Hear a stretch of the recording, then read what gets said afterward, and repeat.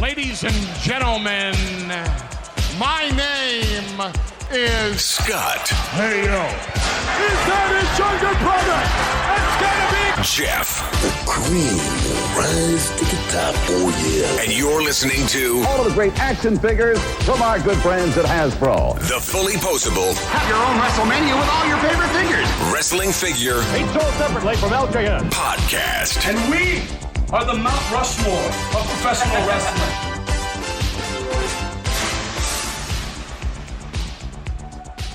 Hey, welcome to episode 239 of the Fully Poseable Wrestling Figure Podcast, longest running episodic wrestling figure podcast going today. Sitting alongside next to me is my real life brother, not storyline brother, Scott. Scott, say hello. Hello. Scott, what's going on, man? Well, I have Peach Mango Bang to plug this week as it's powering me through another episode of Fully Poseable. Have a little bit of news to talk about, and aside from that, everything's good, man. Let me just say, if you are one of our listeners who does manual labor for a living, I respect the hell out of you. Jeff, I was tearing out carpet and padding yesterday, busting baseboard off walls because we demoed our downstairs.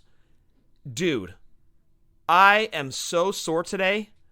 I don't know how manual laborers do it day in, day out, sometimes 7 days a week. I have so much respect for what those people do. It's insane. I do it one day. Okay, so the last time I did it was about 3 weeks ago. I was sore for 4 days.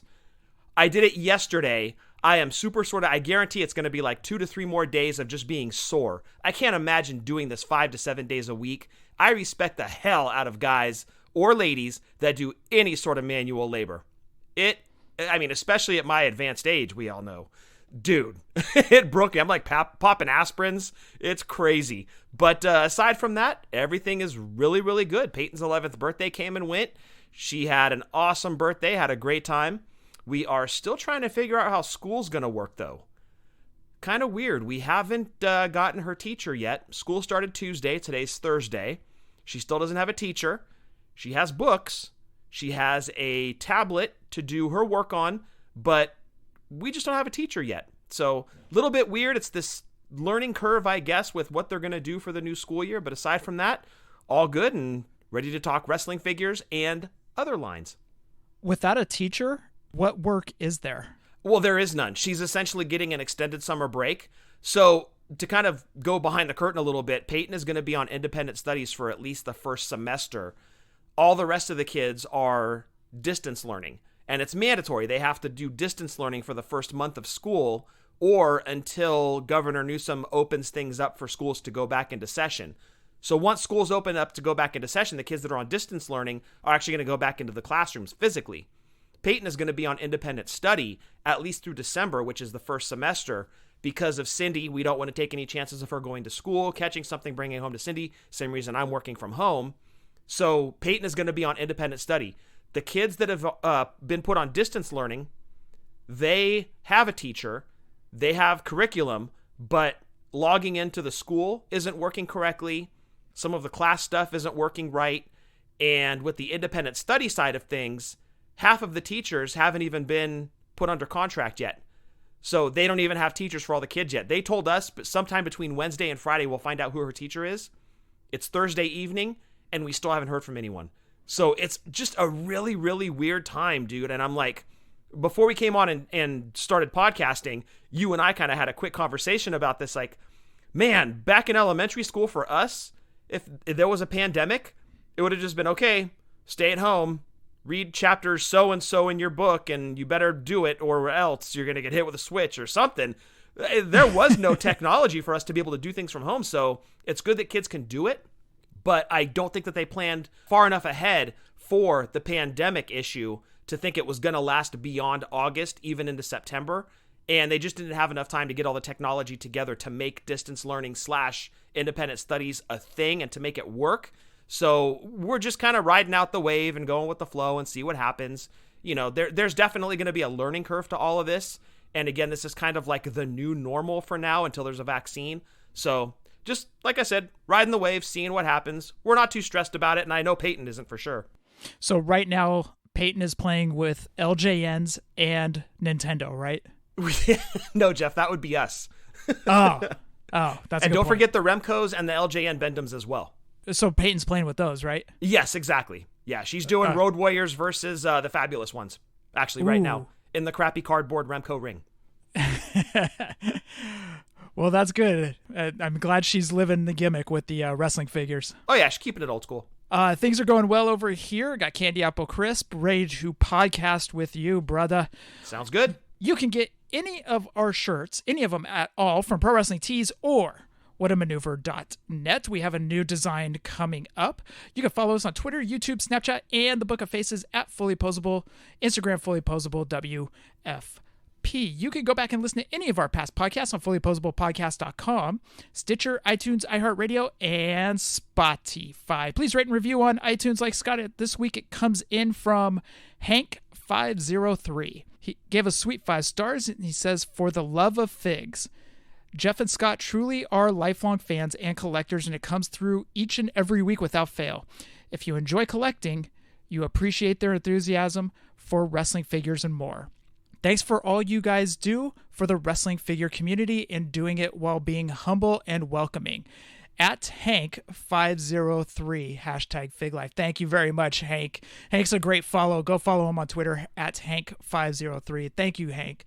Thank you very, very much for the kind words. And thank you for picking up on the love of wrestling figures. It's just, we grew up with them and we never lost that love. We never lost that passion for them. And it's been just a lifelong connection or collection, really, that Jef and I have shared since, 84, 85. And we never lost that love for the figures, and we're glad to share it with you guys every week. Lost that love and feeling, huh?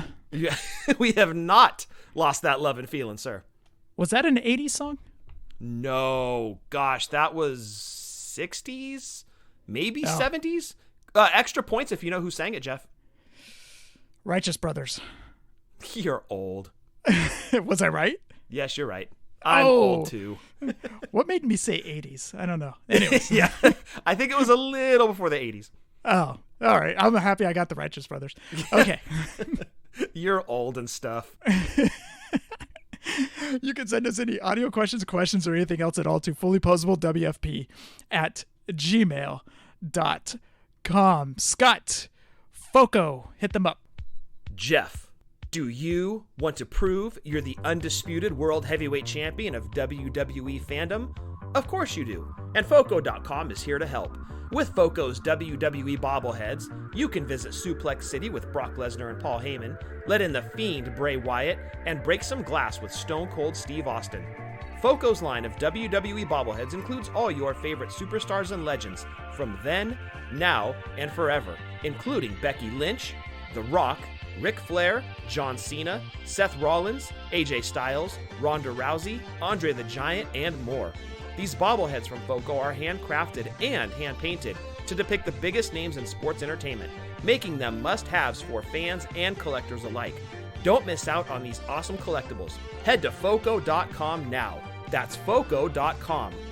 Foco.com, where at checkout, load up your cart with those brand new Hulk Hogan, Undertaker, Edge, or Triple H bobbleheads.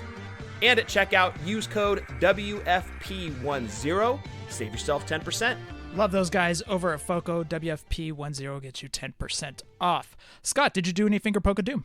I did. One very little bit of finger poke of doom. I did pre-order the Red Ninja from G.I. Joe Classified Series 2. That was the only one I hadn't pre-ordered originally, and I was kind of on the fence, and somebody put up on Facebook earlier, hey guys, GameStop.com has the Red Ninja for pre-order. And that was kind of it for me. I had really been on the fence, but the more I was thinking about it, I'm like, gosh, I'm going to have all the rest of them. He'd be the only one. So I broke down and pre-ordered the Red Ninja from GameStop just to make sure that I get them. I don't want to chance the retail thing because it's just crazy right now trying to find those things on the pegs. I did do a little bit of live toy spotting. I did go to the San Ramon Target, and they did not have any new G.I. Joe Classified figures. And the only wrestling figures that they had on the pegs, they had Bobby and Razor from the New Legends line, and they had the Matt Hardy from the Danny Davis Build-A-Figure set, and that was it. But you know what's funny is every Target that I've been to has had the War Games cage, and of course you have to buy 2 of them to do the actual War Games cage, otherwise it's just a cage match play set. But every Target has stock on those, so that's pretty cool to see. And if I was, man, anywhere from 12 to 15 years old or younger, I would be begging mom and dad for 2 cages. Now, if you were to get them today, would you be putting a cage on top to replicate the WCW or NWA War Games?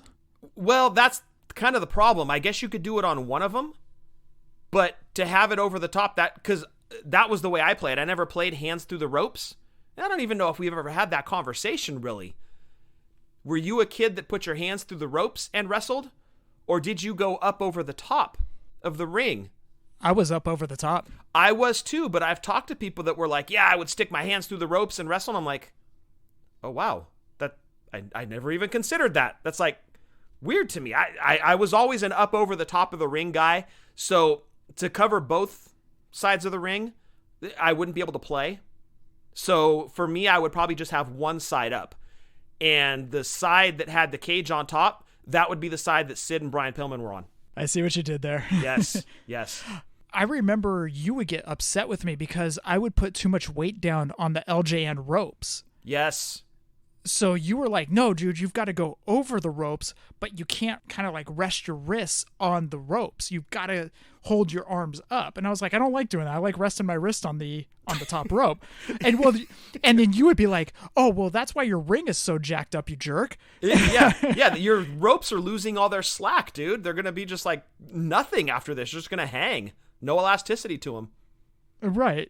Hey, elasticity. Remember we were using that word in the first few episodes? Yeah. Yes, we were. And hey, that's why we ended up getting 2 rings. I was like, this little mofo is not going to wreck my ring. Get your own. And you did. I wrecked the middle of the ring because it was like cracked in the middle and stuff. Oh, yeah, I wrecked that thing, dude. Too many Bundy and Andre slams in the middle. Oh, way too many. So I did do Finger Poke of Doom. I did add on to my deluxe classics. I got Rick Rude and I got El Matador. Oh, very nice. Dude, you know what's funny is the Rick Rude, I don't know why I didn't buy that. Because I did have a little bit of money back then. I could have purchased maybe one figure. But, dude, that figure was so beautiful. Just with the robe on and the icy title. Because at that time, Jax was doing the colored icy titles. They would put a little color into it. Right. And, dude, I don't know why I didn't buy that. I kick myself all the time for it. Because even though I didn't have much money, I would still go to Toys R Us and look at figures and see what they had on the pegs and everything. And if there was something that I needed to have, then I would break down and buy it. Did you at least get a decent price on it? Oh, yeah, absolutely. I've been seeing it for about 50 to 55. I got it cheaper than that. Oh, excellent. Okay, so don't kick yourself too hard for not buying it back in the day. I know, but I wouldn't have to be going back and doing this. But that was back then. 12 years later, I'm able to do this now. Well, at least pricing on the Jax Deluxe Classics hasn't gone as crazy stupid as all the other lines like the LJNs and Hasbros. And you know what's crazy is even Remco's. The hardcore collectors are really coming out of the woodwork, and they're starting to recognize how great those Remco's were. Specifically, Jeff, the Matt Manias. Those are really starting to go up in value to where now, I mean, even for you and I to try to complete our Remco set, the Matt Manias are going to be essentially our green card Hasbros. And I don't know that we're ever going to be able to afford to add them in. If we do, it's going to have to be like bare bones and not super great condition. No accessories for sure. So it's just insane on the pricing. So with that said, I'm really happy you were able to go back, quote unquote, fill some holes in your collection and not have to pay too much for it. Yeah, these figures are awesome, dude. I love these figures. The Shawn Michaels in the red I thought was great. Well, going back and looking at how great the figures are too, like that's another cool part of being a collector. Like you knew they were cool at the time, but now, like you said, 12 years later, you're going back and completing your collection. You appreciate them even more now. And that's part of the beauty of going back and kind of backfilling in your collection. That's great. Yep. Also, I received a painting from Sammy Evans, Seth at Ringside Art on Twitter, Drew Venzel, Eric from Doing the Favor, Nick Haddix, and Dobro. They all chipped in and got this awesome Hart Foundation painting where it was split down the middle and half of it had Bret Hart's face and Jim the Anvil Neidhart's face on the other side. Oh. Dude, it came out so good. That's awesome. The gentleman that did the paintings at Davey Painting. He did an awesome job. I love this picture. I'm putting it up this weekend in the room. I just have to move a few things. I got a lot of figures, so I just got to nip, tuck, and kind of move and adjust. I'm just saying, you need to go into your other room, dude. You may as well start hanging stuff in the other room. I can't, dude. I'm just saying, either that or put an addition onto the house. Put a second floor on there or a second story. So Sammy, Seth, Drew, Eric, Nick, and Dobro, thank you guys so much. That picture just meant the world to me. Each one of you, thank you. Literally from the bottom of my heart, thank you guys. Scott, we have a lot of news. What do you say we jump into it? Well, let's jump into it. But first, let me throw out a big thank you to Dobro, because I didn't mention it on the show last week. It's not wrestling related, but Dobro, being the amazing dude he is, sent Shannon and I some Japanese whiskey and a 12-pack of Corona seltzers a few Saturdays ago. It made for one hell of a fun Saturday night. And from Dobro, from the bottom of my heart, from the bottom of Shannon's heart, thank you so much for that. It was unexpected. It was super kind of you, and it just goes to show the person that you are. If you're not following Dobro, the man, do yourself a favor, inject your social media with a shot of positivity and love. Follow Dobro. He's the man. Dobro, thank you. And now we can talk about news, Jeff. Well, he's one of the nicest guys in the world, dude. Like, legit one of the nicest guys you'll ever meet. Yeah, if you don't like Dobro, something's wrong with you. I think he has a shirt on What a Maneuver that says that. But Yes, it's the truth. But that Japanese whiskey got Scott feeling good. Scott dancing to Eskimo Callboys Hypa Hypa was it made my Saturday night. Don't you mention that song on this show again, sir. It's Eskimo Callboy Hypa Hypa. It's the greatest video of 2020. You have questionable taste, sir. It's the greatest song and video of 2020, dude. Okay, moving on. Scott, we've got some news. What do you say we jump into it? Let's talk about it. Oh, you gonna learn today.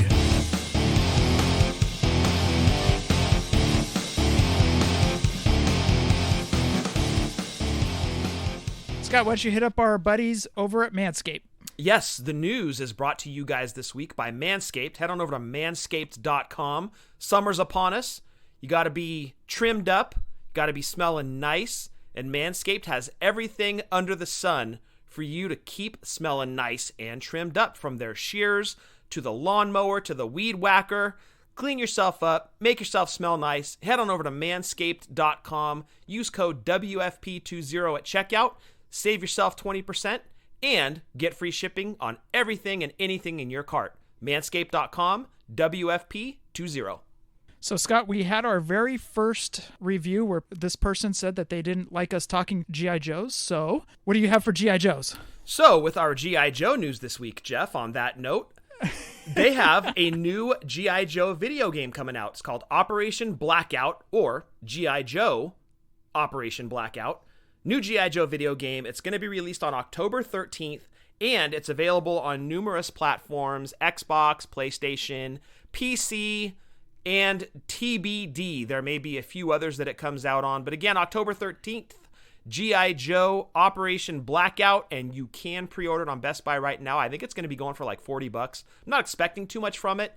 It looks okay. There's cool vehicles. The flag is in it, Jeff, the aircraft carrier. Yep.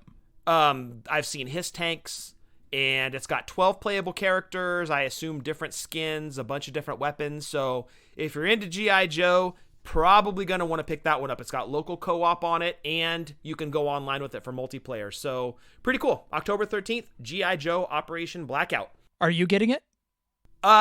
Yes, I am definitely going to be buying that. I don't know that I'm going to pre-order it. I'll probably just head to GameStop the day that it comes out, pick a copy up for myself.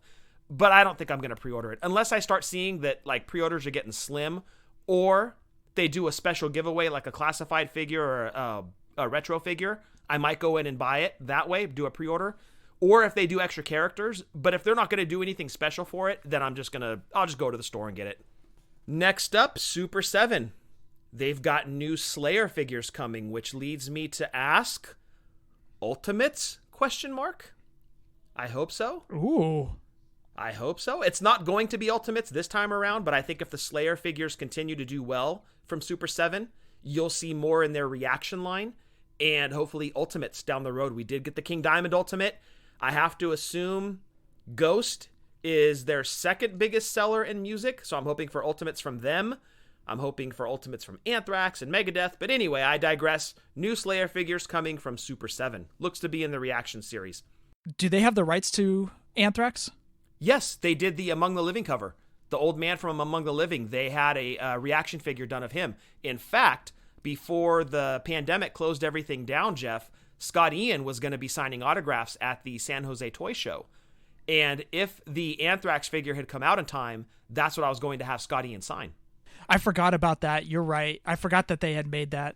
Yeah, and I'm hoping next in the Anthrax series is going to be the Knot Man, but we'll have to see. It would be really cool if he came with like a skateboard and a little hat. I think that'd be awesome. I actually have a t-shirt of Anthrax with him on it. Would love to see them do a figure of the Knot Man. People that are Anthrax or that don't know Anthrax are like, what the hell is Scott talking about? I'll move on for you guys. Listen to Anthrax post Belladonna and you with stop. John Bush. No, you stop. No. Belladonna greater than Bush. Don't at me. Pah. Oh, that's worse than drinking a sour head bang, dude. How dare you? How dare you? That's 2 insults in one. Trash Belladonna and trash Sourhead. Shame on you. Drop your mic and get out of here. Boss Fight Studios, Jeff. They have some Flash Gordon figures coming out. You can pre-order them currently over at bossfightshop.com. There are comic book versions of Flash and Ming, and a movie Flash Gordon figure that comes with a lunchbox. Pretty cool. It's exactly what you'd expect from Boss Fight if you've seen their Lucha figures. This is in their Hacks line. And again, that's one Flash and one Ming from the comic book series. You can pre-order them separately. And a Flash Gordon movie figure that comes with a Flash Gordon movie lunchbox. Really, really cool set. I love that lunchbox. Very awesome. And again, that is part of their Hacks line. Love those guys over at Boss Fight. Oh, for sure. And then some sad news this week, Jeff. DC, that would be DC from DC Comics, did a huge round of layoffs, unfortunately. A lot of people got the axe. And DC Collectibles was shut down after 22 years of manufacturing DC Collectibles and merchandise. So a sad day for the toy community. DC Direct is no more. And I guess really more importantly than that, a lot of very, very talented people lost their jobs, unfortunately. So RIP DC Direct. Did you ever have anything from DC Direct? No, I didn't. I always admired the stuff, but again, I was pretty much just doing wrestling figures, and that was it. So I didn't really have a budget for anything DC. Always loved their stuff, though. And unfortunately, now that I've got a little bit of extra toy budget, they shut down. So it just really sucks. And more importantly, the poor people that lost their jobs, let's hope that they can rebound quickly and find something else. And this doesn't affect DC Collectibles, McFarlane Toys. Oh, that's correct. This is just DC Collectibles that was directly related to DC doing the toys. Now they've pushed it looks like the toy line off to McFarlane, and their content, it really looks like is going to be heading over to HBO Max. Their content being from the DC Universe app, which I think in all essence is gone at this point. It's not yet, but it will be, and I believe all that content is going to head over to HBO Max as kind of another selling point of HBO Max. That's sad, man, especially right now. Oh, yeah. That's hard. Yeah, for sure. You hate to hear stuff like that. Jeff, moving on. Masters of the Universe news. Oh, people love when we talk Masters. As much as they love when we talk G.I. Joes. It's really cool because the Masters of the Universe has that current tie-in with WWE, so it's very relevant to our wrestling figure podcast. Masters of the Universe news. In their Core Origins line, they announced 4 more new figures coming out, that being Merman, Stratos, and these 2 are beyond me. I don't remember these because I think I had stopped collecting Masters of the Universe when these came out. Ninjor and Roboto. Mr. Roboto. Yes. I believe his full name is Domo Arigato, Mr. Roboto. I think that's his full name, but it's shortened in the figure to just Roboto. So that's the Core Origins. 4 brand new figures, Merman, Stratos, Ninjor, and Roboto.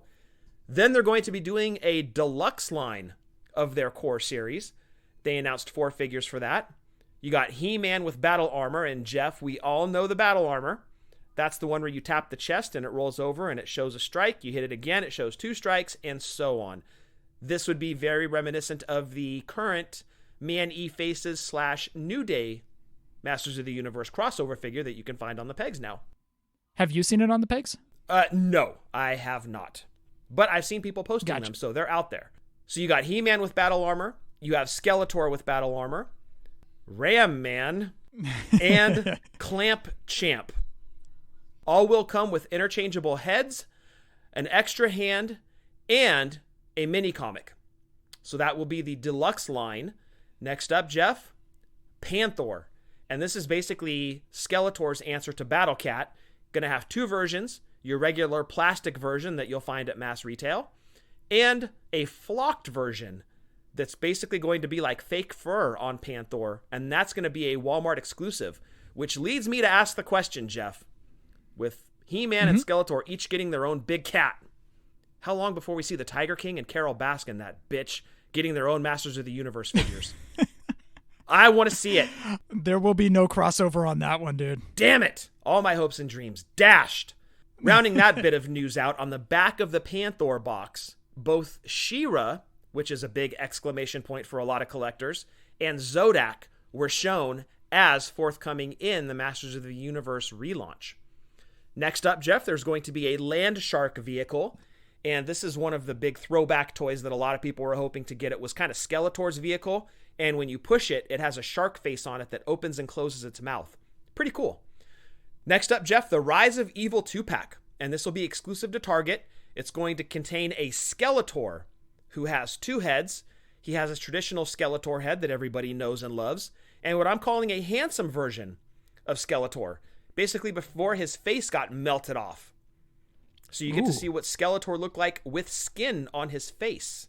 He had a mustache, spoiler alert. And he will also come with Trapjaw. Trapjaw, I knew him from way back in the day as having the jaw that moved up and down, but this is Trapjaw, I guess, before he got the lower half of his face cut off and had a metal jaw inserted. So kind of 2 throwback figures here. It's really cool. And finally, rounding out the Masters of the Universe news this week, Jef, there was a fan vote, much like Mattel did with the fan vote series, but this was just for 1 figure. It wasn't for an entire assortment. 1 figure, and the fans voted in Triclops. If you want any more information on Masters of the Universe, head on over to mastersoftheuniverse.com and check out what they've got. So a lot of people like hearing you talk about Masters because a lot of people are into the Masters of the Universe line that's now just hitting stores. Like, a lot of people love the Prince Adam and Sky Sled 2-pack. And so a lot of people like hearing you kind of give updates regarding Masters of the Universe. Well, who's keeping that WWE line alive? That's the crossover with Masters of the Universe. It's Masters of the Universe fans. That's who's keeping it alive. So it completely ties into our show. We're speaking to the guys keeping, or the ladies as well, keeping that line alive. So the more we can do for you guys, the better. And there's new Masters of the Universe news. I'm excited by it. And I showed Shan last night because she was a big She-Ra collector. She had a bunch of the She-Ra dolls. And I'm like, hey, check it out. She-Ra's coming back. She's like, oh my gosh, that's awesome. So hopefully they start making more She-Ra figures in this and just go crazy with it. Dude, I want a big Castle Grayskull. Give us an Eternia. That'd be sweet. I can't buy any of it, but I think it'd be cool to see it on the pegs again. I was about to ask, where are you going to put that Castle Grayskull? Oh, dude.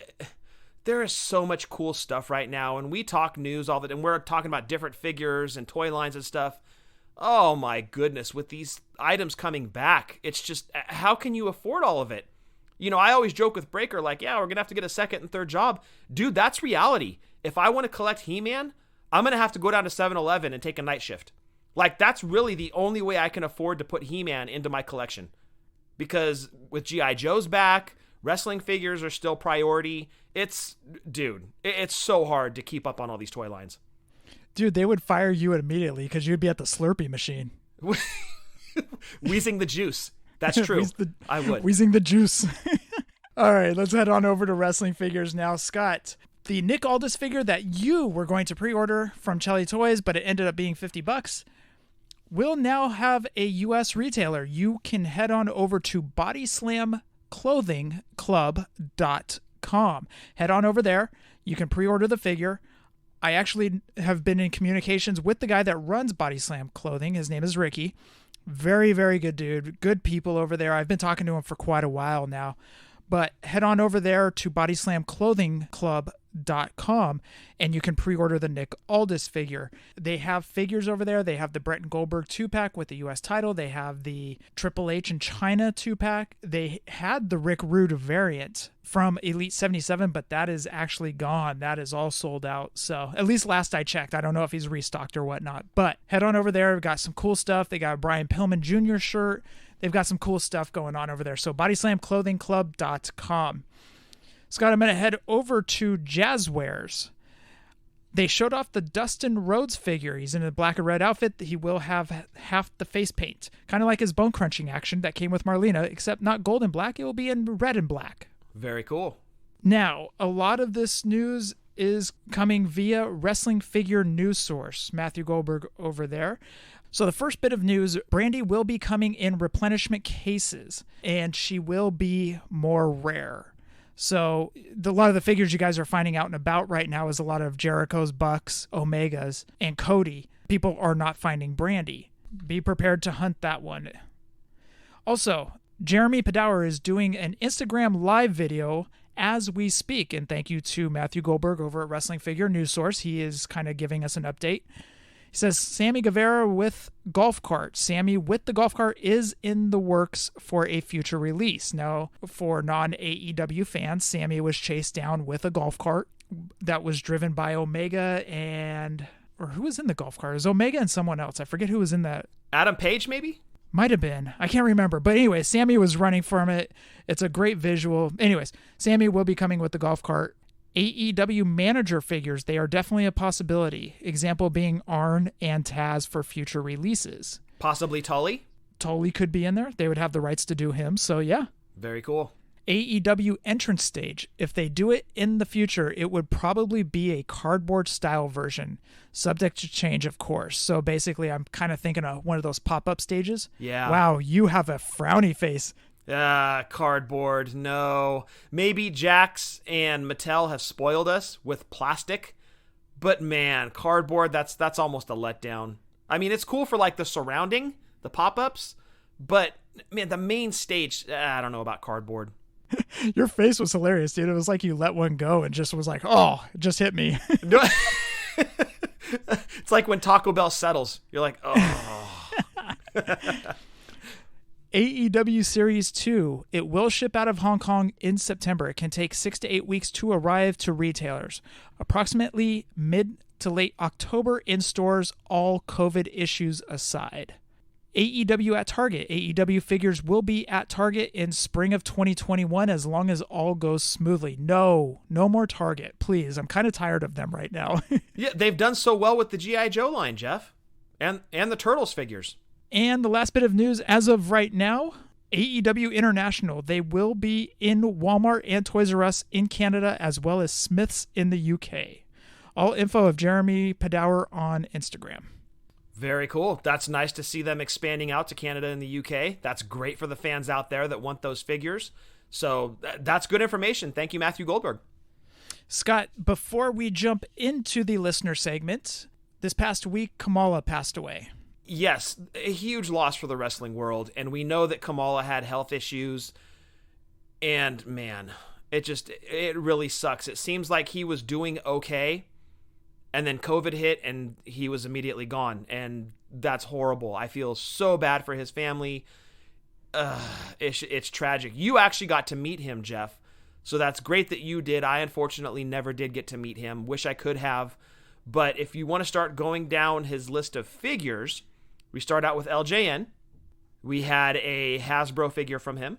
Yep, and we also had a Figures Toy Company figure from him. Yes, we did. In their Legends of Wrestling line, there was a Kamala. Yep. We did have a Jakks Classic Superstar of Kamala. Yes. And we had a Mattel Legends Kamala. Yes.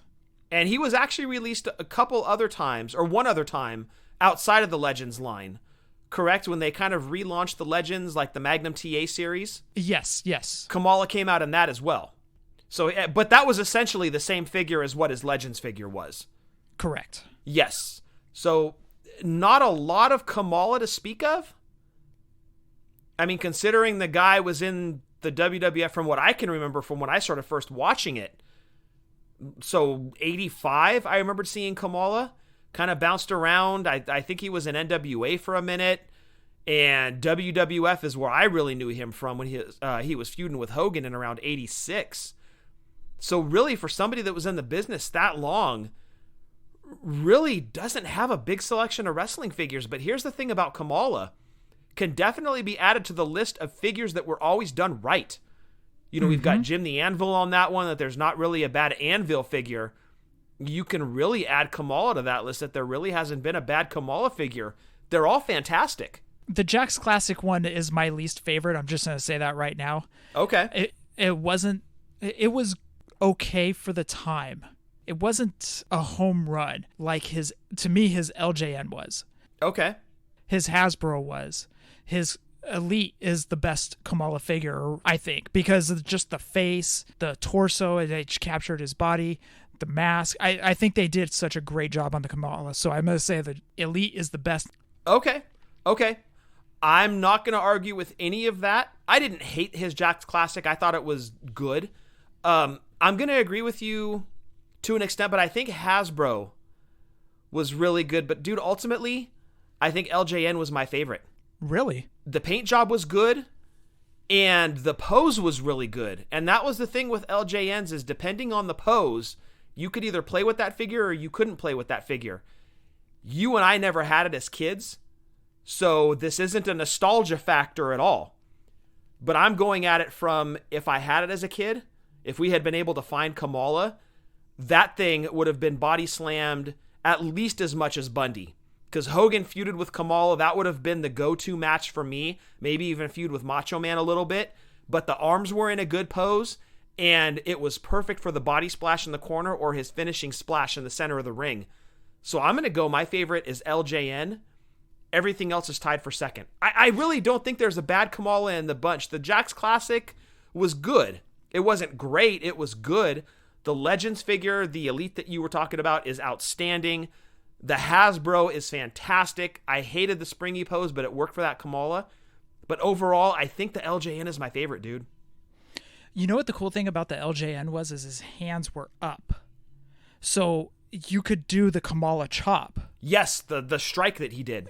Yes. Yep. So I thought that was really cool, but just going off of looks, I think the paint and the deco on the Kamala for the Elite, I'm not arguing with you because, you know, as we always say, it's all subjective, but I just think the deco and everything in the mask and everything that came with the Kamala figure from the Elite, I just thought was a home run. But you know what? That's a good point about the LJN, is I thought they did good on the paint. I have it outside now. I purchased it X amount of years later, and I love looking at that figure. It's one of those I look at and I kind of get happy because it's one of those figures we didn't have in the collection. Yeah. You just bought that not too long ago, actually, like a month or two ago? About a month or two, yeah, exactly. Yeah. Well, you know what sucks, too, is LJN was known for their accessories. And look at Terry Funk, for example, came with a branding iron and a hat. But they couldn't put one with Kamala, like not even his mask. I think that would have been a kick-ass accessory for the Kamala LJN if they had put his mask with him. And they just didn't. And I think Kimchi would have been a great addition to the manager line. But unfortunately, we never got Kimchi, and we never got a Kamala mask. But I think that would sway you, as if LJN had put a mask with Kamala. I think he would top your charts for the Kamala figures. R.I.P. Kamala, I'm glad I got a chance to meet you. I wish I could find his card that he signed. I got a Topps baseball card, and I have no idea where that is, and it's killing me right now. Oh, that sucks, dude. But yeah, you got to meet him, you know, and you always want to take, we've talked about it so many times on this show, you always want to take the time to meet your heroes. You really do, because you don't know. At any point, they can be gone. And now I'm sitting here kicking myself that I never got the chance to meet Kamala. Jeff got to, that's great. But don't pass up those chances, because you never know. And R.I.P. Kamala, you're going to be missed. Absolutely. Thank you for the memories. Scott, it's time to jump into the listener segment. And also for this listener segment, we have an interview with Mitch Little, and we'll get into the story of why we had Mitch on. So, Scott, what do you say we jump into the listener segment? Let's go talk to him. And I just want to hear from my people. Tell me, can I hear from my people? I just want to hear from my people. And I I just wanna listen. Scott, our first audio comes in from my tag team partner, Randy. Let's see what he's got to say. Hey, Jeff and Scott. It's Jeff's tag team partner, Randy. Just got finished listening to the last week's episode of the podcast, and I was laying there and listening to your dad talk, and you're just a few years older than me, but I have very young parents, so your dad is about the same age as my grandpa, and listening to your dad sounds exactly like listening to my grandfather give me advice, and I could tell your dad's a pretty sentimental guy, and so is my grandpa. So it was a pretty weird connection. I already feel like I know both of you really well, even though we've never met, and now I feel like I know your dad. Like I feel like your dad and my grandpa are like the same person. But it warmed my heart to hear how proud he was of you, and being a dad myself, like, I get it. And I thought it was so incredibly generous for him to hand out those gift cards to your listeners, and doing things for people that he doesn't know. You've met some of us. He has met none of us. And so I wanted to know if there was a possible way we could get something started, maybe to give back to your dad. Your dad's been very supportive of the podcast.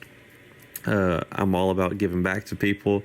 So your dad reminds me a lot of my grandpa in that he'll do for others, but he doesn't want people to do for him.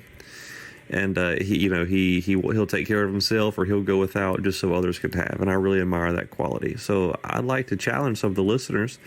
Maybe we can get together and donate some money for a new chair for your dad. I thought that would be a cool gesture. He gave us a cool gesture, so I would love to give back to him. I'd be more than happy to donate some money towards a new, I believe it was a computer chair that he said that was really old and kind of worn out. I mean, with the money he spent on gift cards, he could have easily bought him a new chair, but he didn't. He did for others. And so I think that would be a really cool gesture on our behalf for your father.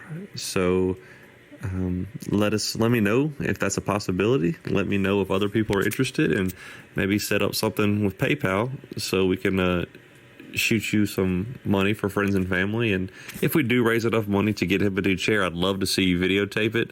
I'd love to see you let us see his reaction, because that's the best part. Like the joy that people get from giving is seeing the reactions of the people that are receiving the gift. And I just think it'll be something really cool, and maybe something to take this idea of a Fig Life family to the next level. So let me know what you think. Let me know if anybody else is interested. Hashtag Fig Life. Adios. Thank you, Randy. That is so awesome.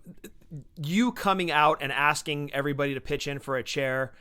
Our dad is going to be so humbled by that. And Jeff was like, you think he wants a new chair? Like, yes, absolutely he wants a new chair. But like Randy said, he won't buy it for himself. So if you guys pitch in and get him one, we'll record it. We'll put it up on Twitter. I think he's going to be absolutely floored, because he never asks anybody for anything. And to kind of go behind the curtain again, way back in the 80s, our parents owned a laundromat.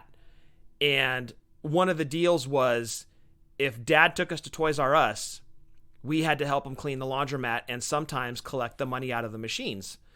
Cleaning at the laundromat basically entailed wiping the outside and inside of the laundry machines, or the washing machines, and then wiping the outside of the dryers, sometimes cleaning the traps. And then, as I mentioned, sometimes following our parents around with the bags to get all the coins out of the machines. I can't tell you how many times, because it wasn't in the best part of town, it was kind of in a bad part of Hayward. I can't tell you how many times random strangers came up to Dad, either while he was collecting or while he was in there doing whatever to the machines he was doing. He either gave people free washes, free dries, bought somebody's kids drinks from the liquor store that was on the corner. He didn't buy him any of the hard stuff, like, Jack Daniels was not on the menu. But if the kid wanted a Coke or something, you'd get the kid a Coke. Dad would take care of people like nobody's business, random strangers. It's just the kind of person he is. And he really shaped who Jeff and I are today through those actions. So, Randy, thank you for recognizing it. Thank you for shining a light on it, drawing attention to it. And if you guys do pitch in and get him a chair, again, we will record it. We'll put it up to Twitter so that you guys can see what that means to him, because he won't do it for himself, but if somebody else does for him, he'll probably feel guilty, but he'll truly appreciate the gesture, as Jef and I do, Randy. So thank you. First off, a lot of people reached out and said they loved the interview with Mom and Dad. And if you guys want to listen to more Mom and Dad, go back to Mother's Day last year. It's on FullyPoseablePodcast.com, which basically transfers over to Podbean, but you guys can listen to where Mom and Dad tell even more stories. A great, great episode. You're right about Dad. I remember when that pizza place next to the laundromat went in. Do you remember that pizza place? Barbary Coast Pizza. Yes, I do. Wow, good memory, dude. It was hella good. So Dad would always buy pizza for maybe a kid walking by, or maybe somebody that, would just kind of hang outside the laundromat, like Jay and Silent Bob or something like that. Yeah. I assure you, we're open. But Dad would always get pizza for them. Hey, you want a slice of pizza? Yeah. I mean, slice of pizza was only like 50 cents, 75 cents or something like that. It was super cheap. Yeah, we're talking like mid to late 80s. Yeah, but Dad would always buy him a piece of pizza. The one I remember the most, and Mom lit into Dad. There was a lady that was walking out around the parking lot of where the laundromat was. And this lady started talking to Dad. And I guess she was hard up for money or whatever. And Dad just reached into his wallet and gave her $50. And Mom lost it on Dad because he gave her $50. But again, that's the type of person Dad is he's always willing to give. And, hey, Dad, what do you want for Father's Day? Oh, nothing. Just, guys come over for dinner. What do you want for Christmas, Dad? Oh, nothing.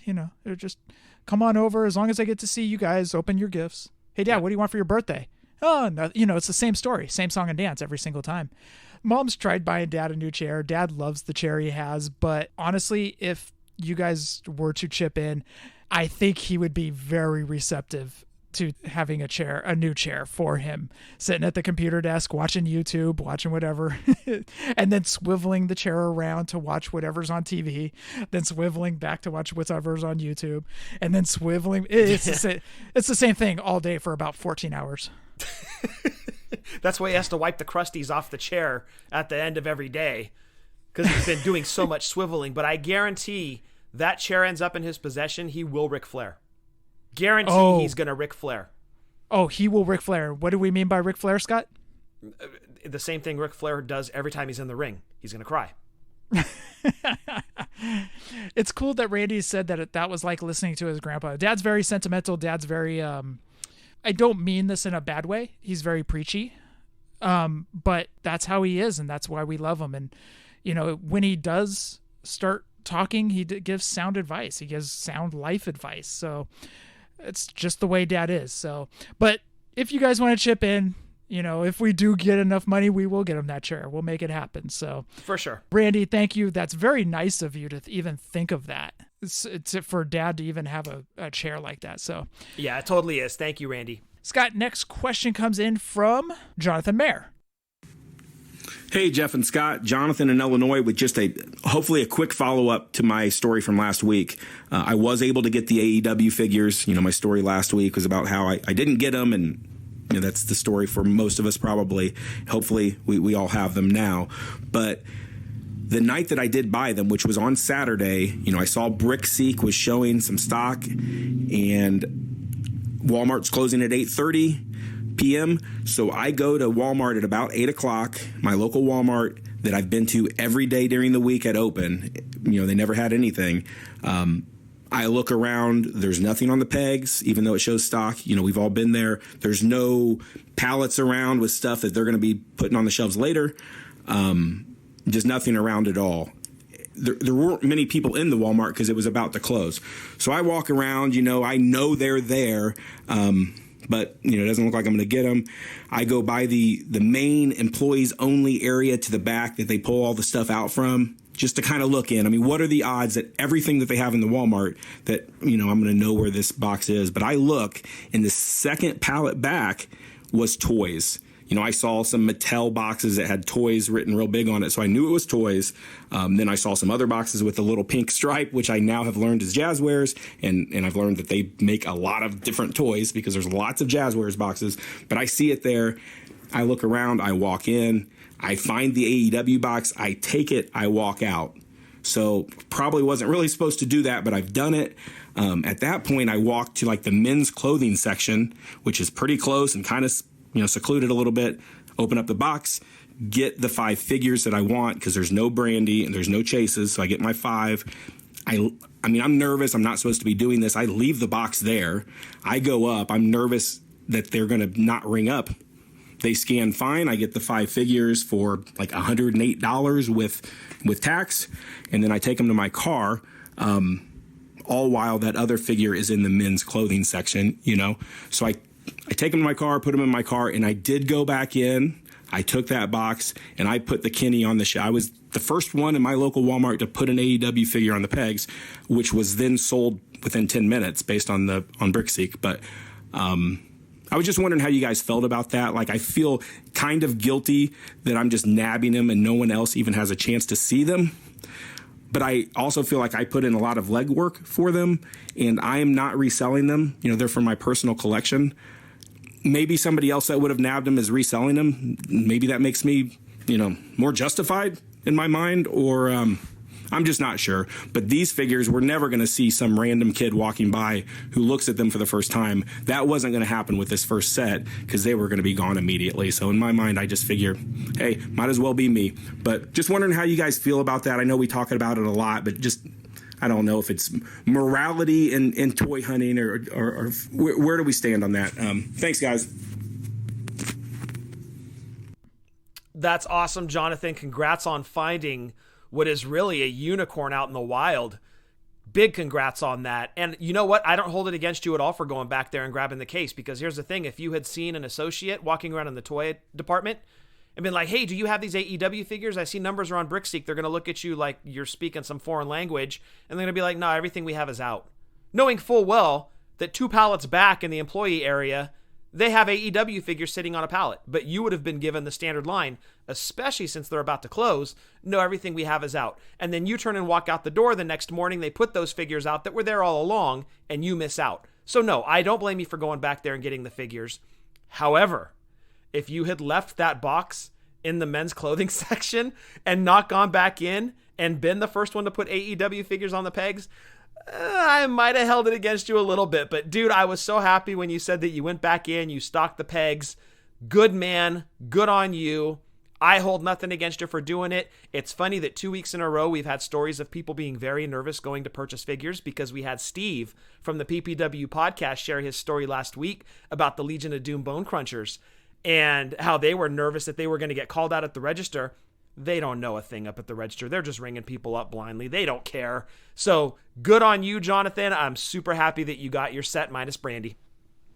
Yeah, I'm very happy for you, man. I know you were on the hunt for those. You were going to Walmart in the morning where you saw referee Jack Doan. It's kind of cool that hearing that you put the first Kenny on the pegs. That's kind of cool, dude. I don't know. There's something sentimental about that, but I'm happy you found them. And like Scott said, you went and found the case. A lot of the associates wouldn't even take the time to even look for anything like that. Like, a lot of the workers out here honestly couldn't care less about toys or anything. Oh, hell no. Walmart. I don't know. It's just the feeling I get from a lot of the workers out here is that they're there for a paycheck and don't want to help customers. It's almost like they'll show up at 6 a.m., they'll clock in, they'll do very minimal work at 6 a.m., and then as soon as the crowds start to hit, they run and scatter. It's just the way it is out here, at least, or the way it feels. And they've got those magic 5 words. Everything we have is out. That's what all you're going to hear. So I don't blame Jonathan at all for going to the back and getting that box. Thank you, Jonathan, for sending that in. I'm glad you were able to find them. We're still showing out of stock out here. I did talk to one Walmart employee out in the Modesto area. He said his store isn't going to get them until, I believe, August 18th. Jeez. That's when it's scheduled, so. So much for August 6th, huh? August 3rd. Oh, August 3rd, yeah. Oh, geez. Gosh, 2 weeks. Even worse. Yeah, even worse. Thank you again, Jonathan. Scott, next audio comes in from Nicholas. Let's see what Nicholas has got to say. Hello, guys. It's Nick here from London again. Just a quick one, really. I was listening to the show this week, and you was talking about the G.I. Joe figures, the new ones, which I absolutely love, but I think they're amazing. And then you started talking about the Masters of the Universe figures. Well, this is it, really. a lot of the lads here as well have started collecting the Masters of the Universe figures. I think it probably come from the WWE Masters of the Universe figures, you know? When they released them and put the retros on the hiatus, everyone sort of was a bit wary. But as it's gone on, I think people are really starting to get involved with these Masters of the Universe figures. And now, from there, we've started collecting the normal Masters of the Universe figures. Now, this is the thing, right? This is what I wanted to bring up. Do you think that it's pure nostalgia? And because we had them when we was kids, you know, we're like, oh, they're great. Or do you think that Mattel's WWE distribution is so bad that we're looking for something else to get our fix? You know? Because, you know, you walk into a store and you look about and there's nothing there that you want from WWE. So you sort of you're reaching out for something else. Just something I thought I'd bring up and wonder what you guys thought about it, really. Keep up the good work and hopefully I'll catch up with you again soon one day at WrestleMania or WrestleCon somewhere. And a big shout out to the HWO boys, the Hasbro boys, or will it be the MOTUWO soon at some point? And yeah, take care. I'll see you soon, guys. Bye. I've got to say, I love when Nicholas sends in audio. He has such a different point of view that a lot of people don't think of. I love when Nicholas will send in audio. And Nick, till the day we finally sign off, please keep sending in audio, man. We love it, dude. We love it. I want to catch a beer with Nicholas. You will be catching many. Yeah. Okay. Perfect. I was able to meet him in New York, dude, and just awesome dude. I remember him and I just geeking out over figures and being in line for Brett. But Nicholas brought another aspect to it is, are we looking to collect something else since we can't find WWE figures on the peg? And that's actually a very good point. But for me, like with the G.I. Joes, Scott and Christopher McLeod of the Full Force podcast, if you want any G.I. Joe news, head on over, listen to that podcast. Fantastic show. It is. But them talking about it is what got my desire for it. Going back and watching the cartoons, looking at these new classified figures, which are just mind-blowing. And I'm going to say it right here. As of August 13th, 2020, that Destro figure is figure of the year out of any line. Oh, wow, out of all toys. Well, say you walk into a store and you've got $30 in your hand. Yes. And you are specifically looking for Mattel WWE figures. As a collector of the wrestling figures, are you walking in with that $30 and you're looking at the assortment of Mattel figures on the pegs, to Nicholas's point about distribution and not finding anything, and maybe walking over to the Power Rangers or to the G.I. Joe retros or to the Masters of the Universe figures and going, maybe instead of buying an Elite and a basic WWE figure, since they don't have any, maybe I'll just drop my $30 on a Masters of the Universe figure and maybe a Power Ranger. Or maybe a Masters of the Universe and a G.I. Joe figure, or a couple of G.I. Joes, whatever it might be. I never really considered that you're basically shopping the WWE brand. It never really crossed my mind. So, Nicholas, thank you for bringing this up, that if you go to the store with a set budget and WWE figures aren't there, are you going to throw it to the Masters of the Universe line? Now, I think, to your point, Jeff, it is more nostalgia driving the Masters of the Universe Origins line. I think that is guys our age, maybe a little bit younger, that grew up with the Masters of the Universe toys, and we're the ones that are buying those up. But if poor distribution continues, as it is on the West Coast, really, and we've been talking about this for, gosh, it seems like forever, really since the Harley race figure, it could play into that people are, instead of going and buying Mattels, now they're going to, quote unquote, as Nicholas said, get their fix by buying Masters of the Universe, or hey, I keep hearing everybody talking about G.I. Joe. Maybe I'll just buy one figure. More to WWE's side, though, you walk into a store with $30 or $40 and WWE figures aren't on the pegs, but hey, look at this other wrestling line, AEW. Let's check these out. Now you're going home with the Young Bucks, or you're going home with a Jericho and Omega. Now WWE's potentially got a fan splitting time between AEW and WWE, and also choosing AEW toys over WWE toys. So now you really start to see the dilemma of bad distribution. So thank you, Nick, for really kind of stirring up this conversation. I don't know if budgets are going to other toy lines to get a fix, maybe it'll start that way. That, hey, they don't have any Mattels, but I'm just going to buy this G.I. Joe figure. I was going to buy a figure anyway. I'll just buy this one G.I. Joe, or I'll just buy this one He-Man figure. And that's where it starts. Nicholas, thank you so much for your audio. We always look forward to hearing your takes on stuff. You always have a different aspect and come at it from a different view. So thank you very much. Scott, last listener question of the week comes in from Josh Thompson. Hey, Jeff and Scott, JT here, back with that weekly question.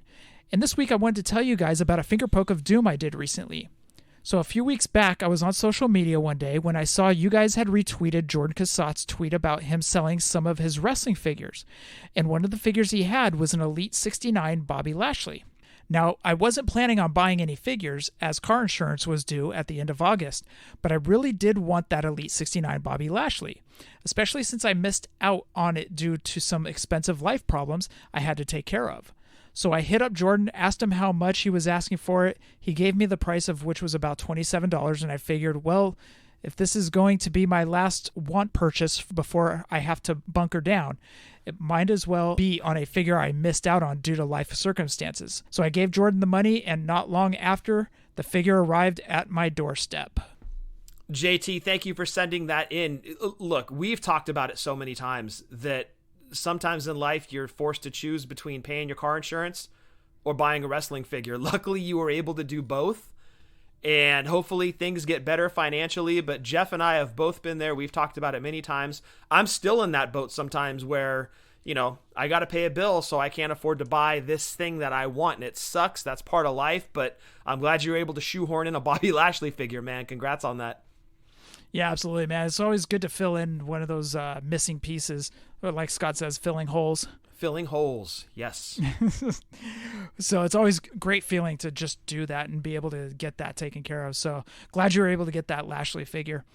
Scott, we're going to round out the show. We interviewed Mitch Little just recently, and I'm going to have you go into this because you were the one that kind of set this up. Why did we interview Mitch? Well, let me first start off by apologizing to Mitch directly because I wasn't able to be a part of the interview. I wanted to be, but the day he was available was Peyton's birthday, like her actual day of her birthday, and I couldn't make it for the interview. So Mitch, I apologize to you, my friend. I wanted to be on there. That was the deal. It was just literally the one day in August that I couldn't do it was the day. So to you, Mitch, I apologize. The interview was great. Mitch reached out. He wanted to be on the show, and he wanted to contribute to the show financially. And we're not about that, Jeff and I. We won't take money. But I did tell Mitch, no, we had this conversation in July. I told him we're currently doing a thing where all proceeds from our shirts that Jeff and I get are going to rain.org. So instead of giving money to Jeff and I, how about you donate to rain.org? Like, if you really want to do something, let's do that, and then we'll have you on for an interview. And he said, perfect, let's do that. Mitch donated to rain.org. Again, if you guys are interested in rain.org, that's RAINN.org. They are the nation's largest anti-sexual violence organization out there. They're doing great work. Mitch donated, and that led into the interview that Jeff did this past week with Mitch. Mitch has such an interesting story, just meeting wrestlers out and about, how he got autographs, just so many interesting stories that I'm excited for you guys to hear. So, without further ado, let's get into that interview with Mitch. Joining me via telephone is Mitch Little. Mitch, welcome to the show. How are you doing? I'm doing great. Thank you for having me. I'm thrilled to be here. We're thrilled to have you. You wanted to donate or get something of ours, and Scott said, you know what, man, just donate to Rain and we'll have you on and all that stuff. And we want to thank you from us over here. That's not a problem, man. You guys work hard and y'all deserve every penny. Yeah, well, thank you very much. That means a lot, man. So Mitch, you and Sam Finley are actually notorious for your autographs, for your t-shirts, and meeting wrestlers out and about. And you've been doing it for such a long time, since, what would you say, the mid-90s or late 90s? Yeah, absolutely. So you've met so many wrestlers. Has there been any wrestlers that kind of snubbed you, or any wrestlers that wouldn't sign for you? Flair, Vader, Shane Douglas. Buff Bagwell would never sign at a Nitro event or nowhere outside the arena, but now he's begging to give his autograph away. So So how did you start doing this? Like, how did you start hanging out outside, waiting for the wrestlers? Did you know where they parked? How did you figure all this out? The WWF finally had a pay-per-view in your house, Beware of Dog, 3 hours from my house. And me and my brother, we went to get tickets the old-fashioned way, first come, first serve, and we got front row seats. And so when it was time to go to the event, we said, hey, let's just go early so we can meet some people. And I said, okay, I'm 16 at this point. I really wasn't prepared too good. But we met, Yokozuna that day, and Ahmed Johnson, Owen Hart. I met Owen Hart for the first time that day, and he was cool. He was cool to us. And we really didn't meet Mr. Perfect. We got him that day. Mm-hmm. But this security ran us off because we were technically in the parking lot. Okay. But and I started, we just started going to Raws and Nitros early to get there and try to meet the wrestlers and go to the hotel closest to the arena. That's how we met Vince for the first time, and we got a bunch of people that way. So how was it meeting Owen Hart? He was great. First time I met him first time I got a figure signed was after that. He came to a house show in '98. WWF just did WrestleMania, and they was doing the loop around here, and they had a show at Furman University, a small show, and we was waiting on Owen Hart to come, and he pulled down in a cab. He was late getting to the show. And security's like, you guys can't go down there. And Owen said, come on down here. And I had 5 bone crunchers and 1 Hasbro. And he signed everything we had, and he couldn't have been nicer. Oh, nice. And he was cool about it. He signed your Hasbro, huh? Oh, yeah. He signed that. My 2-pack bone cruncher with Brett, the best of 97, the championship box set. And I think I got 1 more. Oh, and the Series 2 bone cruncher. So I got 5 that day. Nice. Now, how did you come up with the idea of getting autographs on Hasbro's? I had some, the yellow cards Shawn Michaels was the first figure I got signed, and KB had a lot of those 3 for $10. So I had 1 carded on my wall, and I had 1 loose I played with. Mm-hmm. And so we went to a show, and I said, well, I'll just take this Hasbro and get it autographed. I mean, what's better than this? Yeah. It's better than a magazine.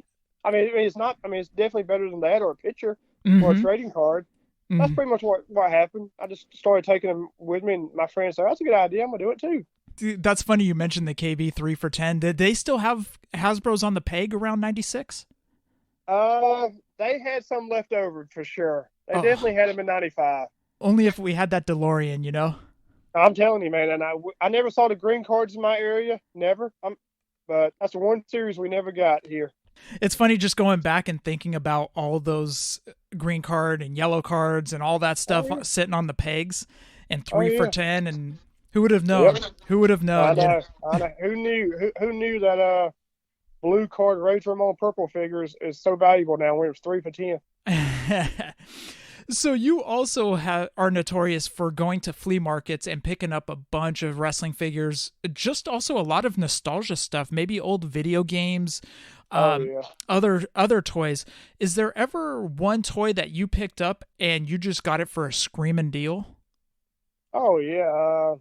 I got the Fright Zone from the Masters of the Universe in the box for $1. I got a carded She-Ra for $3. I got LJNs about 5 years ago at Whitehorse. They had everybody loose but the Warrior. I mean, they had Rude, Haku, Boss Man for like $2 a piece, and I couldn't believe it.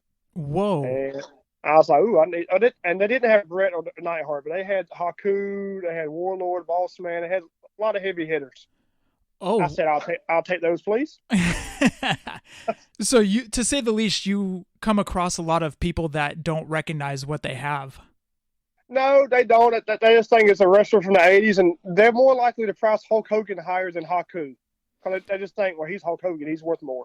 That makes a lot of sense. So when you get these figures, do you feel like I got to pay and now I need to get out of here? Absolutely. I can't get him my book back quick enough.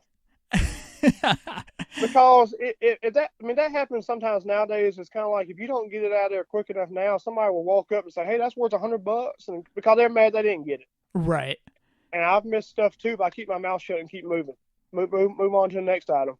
So have you sold off a lot of those LJNs that you've gotten? Yeah, I did. I didn't keep any of them. I didn't really collect LJNs. I just mostly was a Hasbro person, but I wish I would have kept them now. That's for sure. You've probably made a couple of dollars off of those. Yeah, a few dollars. I've got 3 LJNs carded. I've got Bobby Heenan, the Vince, and Bret Hart carded, and they're all signed. Oh, by the way, where did you meet Vince to get that signed?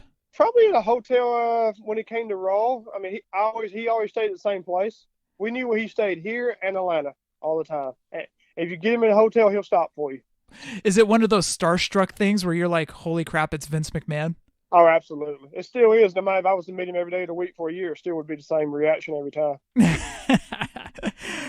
So you also are notorious for running your own booth at toy shows. Has anybody ever tried to get over on you on any toys or anything like that? Oh, yeah, all the time. People say, how much you take for everything? I say, I buy wholesale. I don't sell that way.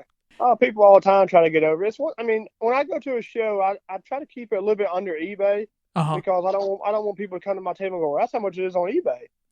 I don't want to hear that. Right. But, some things, I try to keep realistic, and they still try to talk you down. That's just that's the nature of the beast now. You can have something for $20 that sells for $50, and they go, how about 10? How about 5? I usually have to run off more dealers than anybody else. They want to come and try to buy me out. What do you take for everything? Why can't I buy this? I say, go away, please go away. So what's the biggest sale you've ever done? Probably my video game convention is probably the biggest. I sold a $1,000 video game last year. Really? Which one? Flintstones Dinosaurs Peak on the NES in the box. It actually was worth more when I had it 5 years ago. It actually dropped in price, but I got it out of a storage unit. So, I still made a good profit. I think I had $10 in it. I'd say you made a pretty good profit on it. Holy. Yeah, I say so. How about for wrestling figures? What's the biggest sale you ever made? Oh, God, that's a good question. Probably something. Well, I just recently sold Tyson Kidd and David Hart Smith loose elites, and I think they went close to about $40 a piece, loose complete. And I said, I know that's David Hart Smith's only figure, but still, who's paying $40 for him loose? Not many people are. No, I mean, Tyson Kidd has 2 elites, but it's just that stuff's crazy now to collect. I would never do it. I'm happy to have what I've got. It's like now trying to get those Legends figures now to Razor Ramon and Valentine. If you don't get the case as soon as they hit, it's over. Have you ever made a trade with anyone where you're just like, I feel like I'm getting over on you? Not really.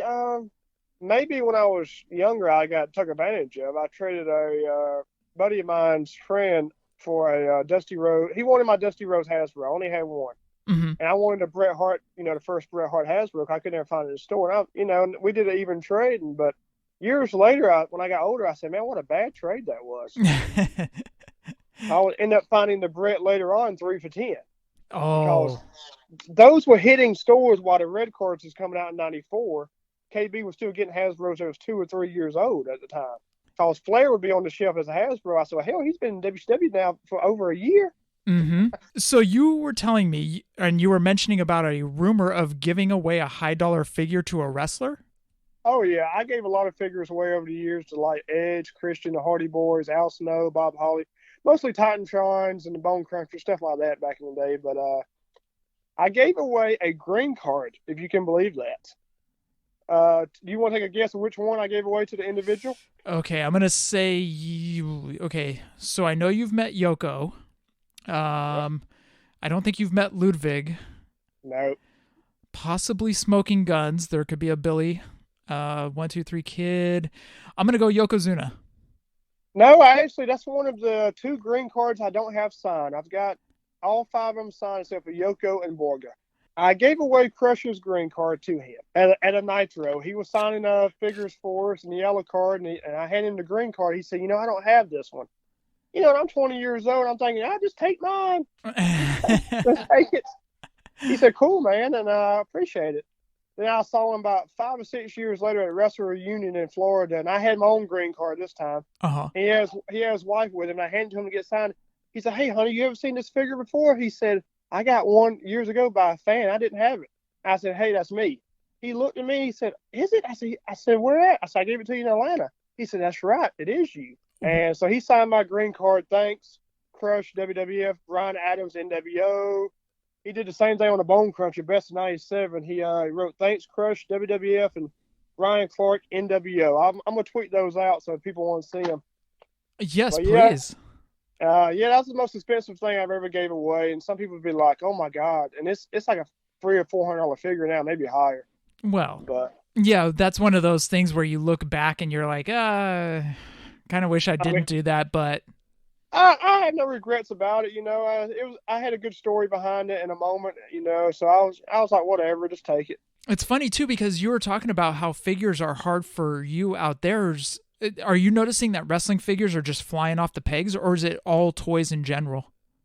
Well, I would say the wrestling figures are flying off the pegs. Like we said earlier, the resellers are getting everything first, and they're doing the same thing with the He-Man figures that are hitting. They did it with the Ghostbusters came back out, and now they're actually hanging. Yep. So it's a bad time to be a collector of anything. Anytime anybody can make a buck, everybody's got a smartphone. Everybody thinks they're smart, but they're not. Yep. But and the figure community is, we're trying to help everybody out. Every time I get on a figure community, $35 figure, $40 here. This is like everybody's selling. No one's selling for that cost. Yeah. Very, very rarely. Yeah, exactly. And it's funny too because like a lot of people were shocked that I was selling the Black Dino Power Ranger for cost plus shipping. Yes, that's good of you. And they were like, I can't find this figure, and I'm like, I've got a bunch of them over here. I'll go cost plus shipping. That's all you got to do, I mean, stuff is scarce. I mean, I buy and resell too, but I mean, enough is enough with this stuff. Buying everything off the shelf. I mean, I'm a collector too with certain people. Mm-hmm. It's like finding Razor Ramon's difficult. Yeah, I know. Did you ever think it would come to this? I did not actually. I didn't think it would get this bad. It's like the closest thing we had to it back during the bone crunching days is the Blue Blazer figure. It hit about the same time he died, so of course that figure went up in price. It was double the price, so you couldn't find it. Mm-hmm. A, he just died. B, it was a Walmart exclusive, and it was his only figure as the Blazer. So yeah, back then it made sense because people was buying them for $5 and selling them for $20, which is 4 times the money, but people still paid it with a smile on their faces. Now we're all pissed off about it. We're all angry about everything now. And I don't blame people about it, but these scalpers are just going to the store and just grabbing up everything and not even leaving anything. Like, it's like one guy on Facebook had like 50 of the Fiends or whatever. I got 50 of these. I'm thinking, you're just a prick. I said, sell them now because he's going to get reissued 1,000 times. Yep, exactly. Because there was a gentleman that had about 50 of them. He ordered from RSC. Yes. And he was selling them for about $75 a piece. That's the same guy I saw. Okay, yeah, it had to have been. But he was selling them for $75 a piece before they hit the shelves. So he was just making good money. Yeah, I guess it's one of those, you can't be mad at the seller, but at the same time, you kind of turn an eye to him and like, not cool, dude. I mean, I feel like the Fiends fan base, you correct me if I'm wrong, I feel like most people that would want that figure, in theory, should be kids. Mm-hmm. I mean, you got adults too, in the late 30s and 40s who like, the current people, but I feel like most people want to pop that and play with it because they're kids. They need that version of him. 100%. Any other fun signing stories? Hogan, the first time I met Hogan was interesting. What happened? That was June of 2002, right before he left the company. They had a show in Asheville, North Carolina, and the building is mostly everybody's park, inside the building in the parking garage. Mm-hmm. So me and my buddy, we ride up there, and the only reason we're going is to try to get Hogan. So I take 4 Hasbros with me. I take 2 Toy Biz just for the hell of it. He takes his 4 Hasbros, and we go with his wife, and we go, and we're waiting outside the arena. People driving right past us. We don't get nobody except for Rico. Rico comes out and signs for everybody. He's real nice. Mm-hmm. And the show's about to start, and I see a limo pull up. I said, "It's got to be Hogan." And my buddy, he left. His wife had to use the bathroom, so he picked a bad time to leave. Uh-oh. So Hogan, he pulls in a limo. He gets out. Now, it's me and this girl standing there because she's waiting too. And I said, Hogan, will you come sign? He said, "I'm coming, brother." I said, "Oh my God." So he walks out to us. I hand him 4 Hasbros. He signs them all. And then she gets her book signed or whatever. And he's still standing there. So I grab my buddy's 4 Hasbros and get those signed. Oh. And he's still standing there signing stuff for random people are going to the show. And I go, "Oh my God, it's Hulk Hogan." And then they keep going. So I got 2 more Toy Biz in my bag. I said, "Shit, I'm gonna get them signed too." So he signs them too, and now me and the girl both get pictures with him. She takes my picture, I take hers, and he leaves. He said, "That's it, brother." I said, "That's it. I'm good, thank you." And he walks away, and that was it. And about 20 minutes later, my buddy walks up. I said, "Hey man, check your bag. You missed something." He said, "What?" I said, "Check your bag." He said, "Oh my God, you met Hogan?" I said, "Yeah." I said, "Well, I didn't sign those myself." That is a great story, man. That's awesome that you thought of him to do that. And that's cool that Hogan stood there the entire time and signed everything. He signed 8 Hasbro's, 2 Toy Biz, and he signed my hat that I had on it. I had an old Hogan hat when I was a kid, and it still fit. I don't know if that's good or bad, but no, he was cool about it, man. He was awesome about it. That is awesome. Mitch, I want to thank you for being on, man. This meant a lot. It's from Scott and I. Unfortunately, Scott couldn't be here. It's his daughter's birthday, but from Scott and I, we want to thank you for donating over to Rain on our behalf and on behalf of the Fig Life. So we want to thank you, man. That meant a lot. Well, I appreciate you guys having me. I'd love to be back on anytime. I've got a lot more stories to tell. I bet we could just sit around just listening like kids at a campfire. Oh yeah, we could talk about Hasbro's for hours. Oh. That's what I'm really passionate about. Oh yeah, that's a whole different story we could all go off on. Definitely. But Mitch, thank you very much for being on. You're welcome, brother.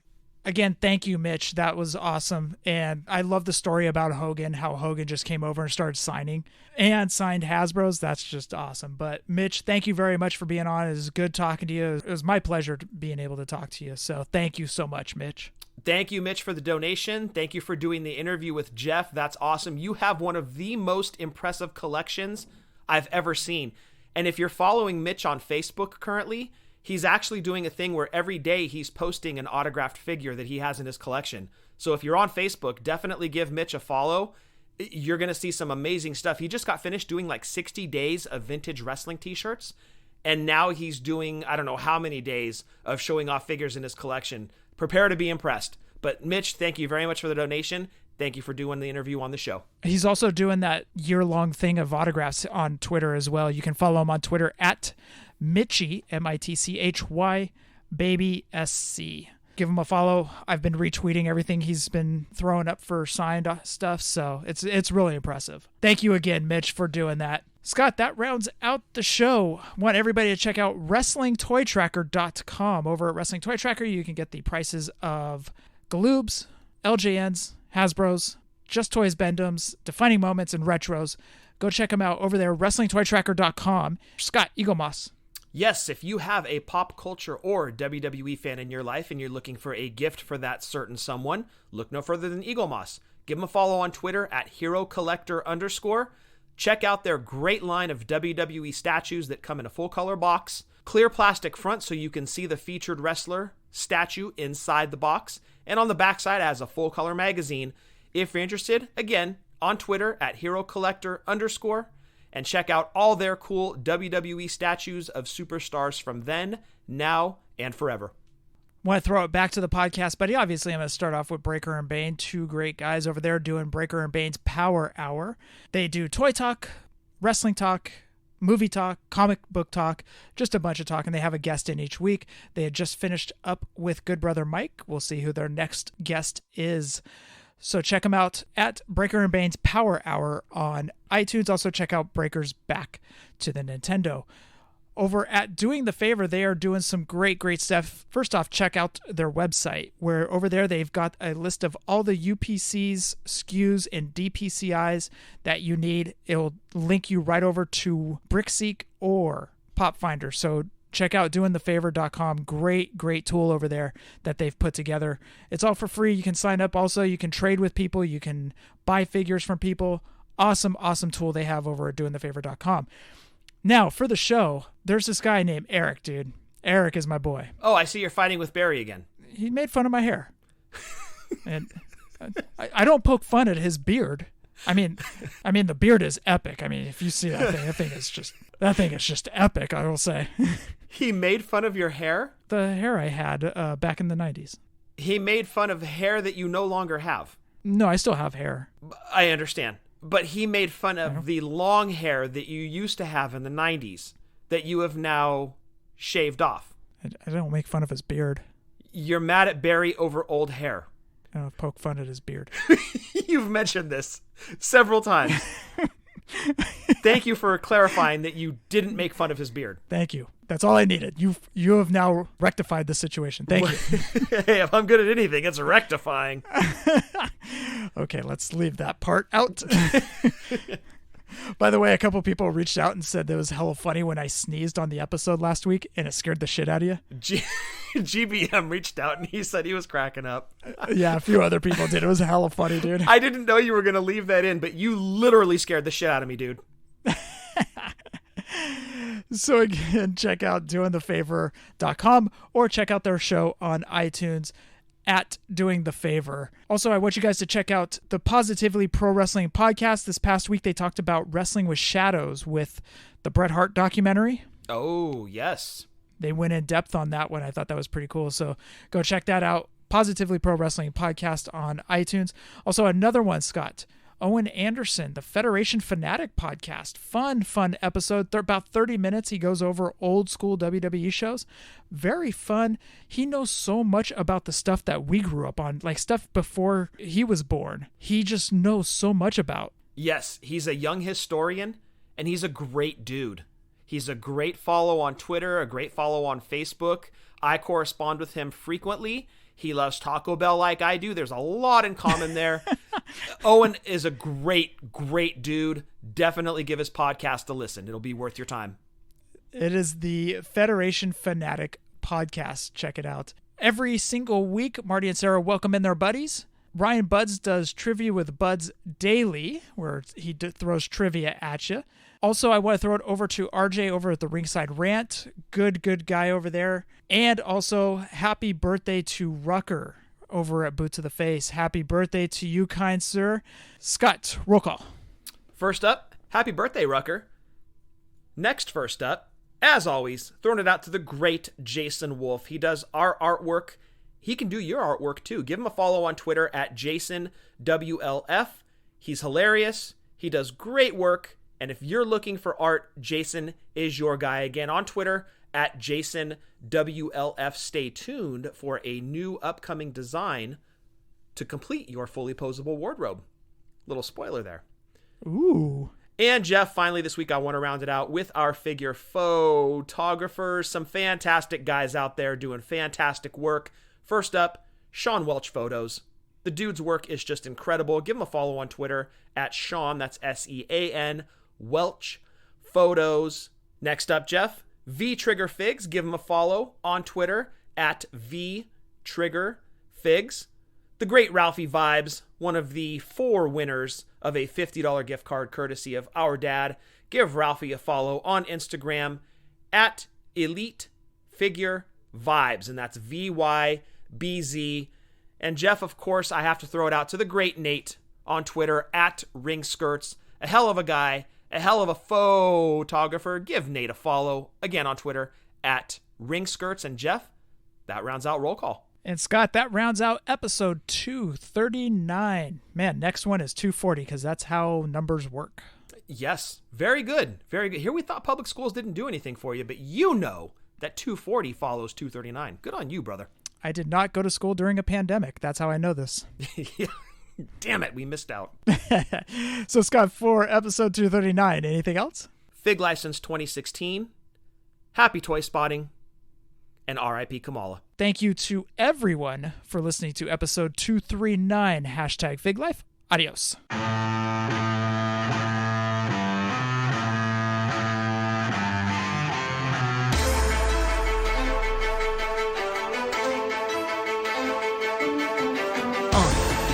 Yeah. Fully poseable. Let's go. Jef and Scott, the Toon Brothers, busting out the ring. But we don't take it out the box, MOC. Happy toy hunting, we'll see you next week. We're the OGs of WFP. Fully poseable, thank you all for listening. It ain't no storyline, real life siblings. So everybody go and do your toy spotting. Hashtag Fig Life, adios from the Kings.